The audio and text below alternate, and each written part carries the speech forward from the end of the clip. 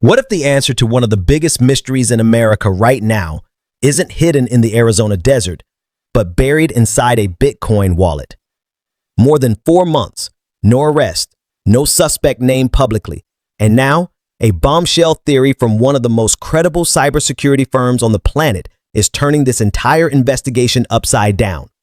Nancy Guthrie, the 84-year-old mother of NBC Today show anchor Savannah Guthrie, vanished from her home in the Catalina foothills of Tucson, Arizona on the night of January 31st, 2026.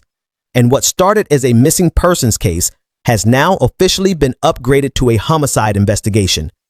But that's not even the most shocking development this week. Stay with me, because what I'm about to break down changes everything we thought we knew about this case. Let's quickly recap where we are. Nancy Guthrie was last seen at approximately 9:45 p.m. on January 31st, when a family member dropped her off at her home after dinner. She never made it to a friend's place the next morning to watch a church service, and that's when the alarm was raised. What investigators found next was chilling: drops of blood on the front porch, and then doorbell camera footage. A masked, armed man outside Nancy's front door at 1:47 in the morning on February 1st. He was wearing a black Ozark Trail backpack, stood approximately 5 feet 10 inches tall, had a medium build, and what investigators noticed, a wrist tattoo.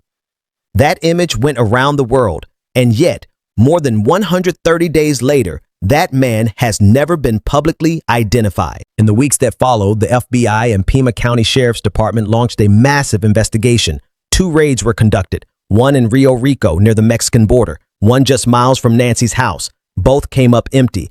A pair of black gloves found near the home initially seemed promising, but were later confirmed to belong to a restaurant worker, completely unrelated. The Guthrie family put up a $1.2 million reward for information. Savannah Guthrie took more than 2 months off from the Today Show before returning in April, telling her co-host Hoda Kotb, "We are in agony." And through all of this, no suspect, no arrest, no answers. Until now.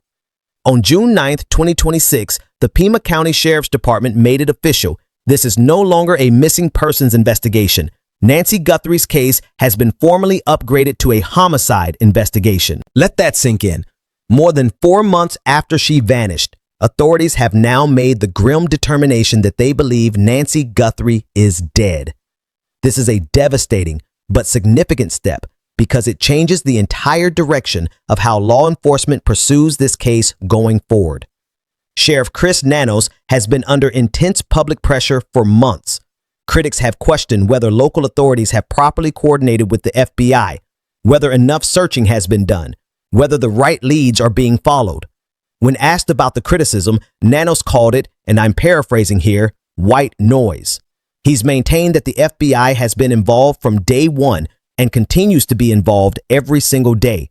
He's also emphasized that the DNA processing is complex, takes time, and involves multiple labs, including specialists handling what's known as rootless hair DNA, which requires highly specialized facilities. But now, with the homicide classification locked in, the pressure is only going to intensify because the clock is ticking, and the most explosive development in this case has nothing to do with the desert, the labs, or the suspect on that doorbell camera. It has everything to do with Bitcoin. Here's where this case takes a turn that nobody saw coming. Shortly after Nancy Guthrie disappeared, ransom notes began appearing. TMZ received one. Local Arizona stations KOLD and KGUN received them. The notes demanded $4 million in Bitcoin with a deadline of February 5th.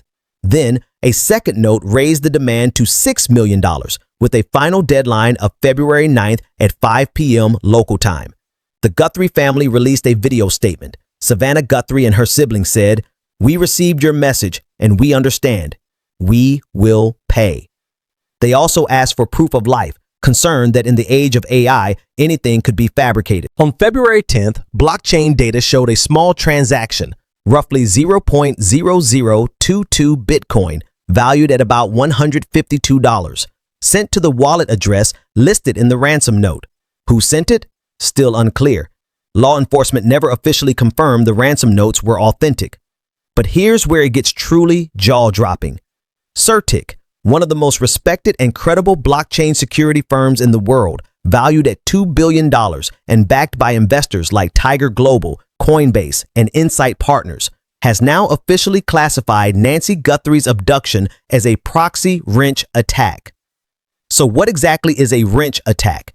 The term comes from a now famous concept in the cybersecurity world.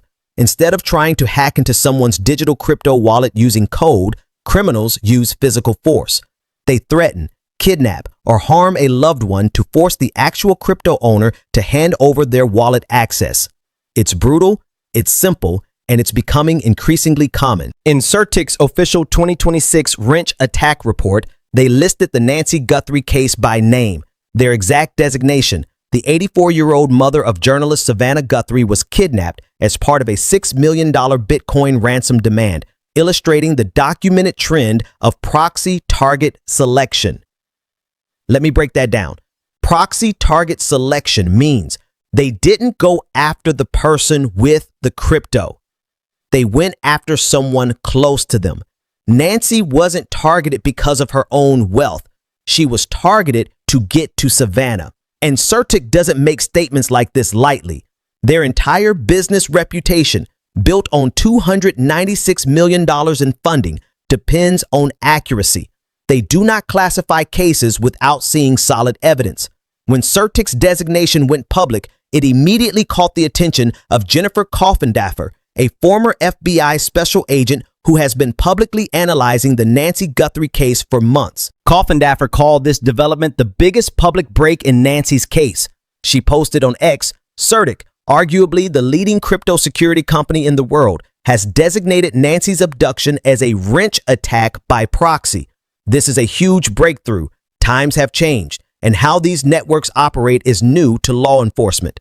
She then asked a pointed question that everyone is now asking.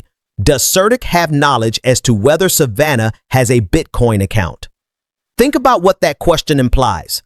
If Savannah Guthrie does hold significant cryptocurrency, and if the kidnappers knew that, this wasn't random, this was targeted, researched, planned, and the selection of Nancy, an 84-year-old woman living alone, as the pressure point, that fits the wrench attack playbook almost perfectly. Coffindaffer also noted that a separate wrench attack occurred approximately 90 minutes north of Nancy's home, the day before Nancy was taken.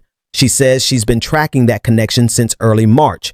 If true, this could mean there was an organized crew operating in that region, carrying out multiple attacks in rapid succession. Now here's where it gets even more significant. If the kidnappers demanded $6 million in Bitcoin, and if any part of that transaction actually occurred, there is a permanent digital trail on the blockchain. Unlike cash, Bitcoin transactions cannot be erased. Every movement of funds is recorded forever. Investigators with the right tools can follow that trail. That is potentially the most powerful lead in this entire case. But here's where it gets complicated. Pima County detectives have now formally rejected the wrench attack theory.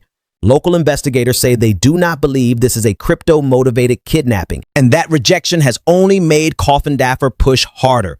She is now publicly raising 5 key questions for investigators, challenging them to explain why they're dismissing this angle when a credible $2 billion company has gone on record with their assessment.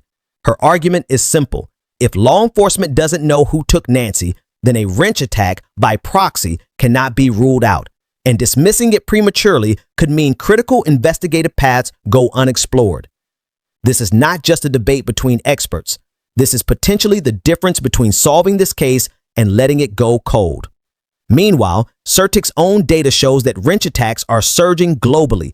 In just the first 4 months of 2026, they recorded 34 verified incidents, a 41% increase from the same period last year. Estimated losses crossed $101 million, and they're projecting this could become a record-breaking year. The United States is not immune. In France, crypto wallet company Ledger's co-founder David Belland had his finger cut off by kidnappers demanding a 10 million euro ransom. In the US, 2 crypto investors were arrested for torturing a man for weeks to get his Bitcoin password. This is the world we're living in. And Nancy Guthrie may be the most high-profile American victim of this new wave of crypto-motivated violence. While the Bitcoin theory dominates the headlines, several other developments unfolded this week that are worth noting.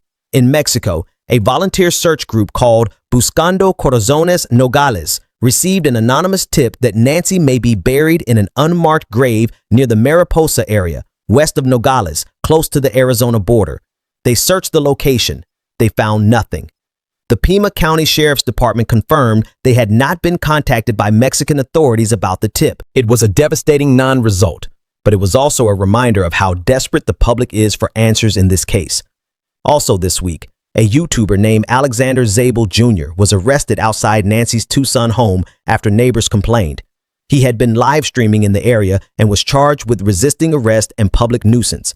Authorities confirmed his arrest has no connection to the Nancy Guthrie disappearance.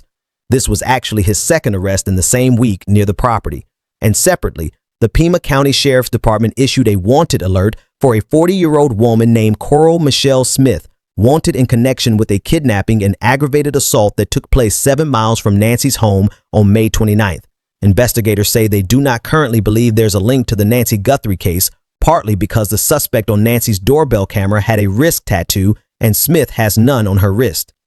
So where does this leave us? Nancy Guthrie has been missing for more than 130 days. Her case is now officially a homicide investigation. A world-class crypto security firm has classified her abduction as a $6 million Bitcoin proxy wrench attack. A former FBI agent is calling it the biggest break in the case yet, and local police are pushing back. Somewhere in this story, there is a truth, and that truth may live on a blockchain that never forgets. The family continues to wait. Savannah Guthrie continues to show up to work every morning and anchor the Today Show, while privately carrying a grief that most of us can't begin to imagine. The reward stands at $1.2 million. If you know anything at all, please make that call. We will keep following this story closely and bring you every update as it breaks. If you're new here, subscribe so you don't miss any developments.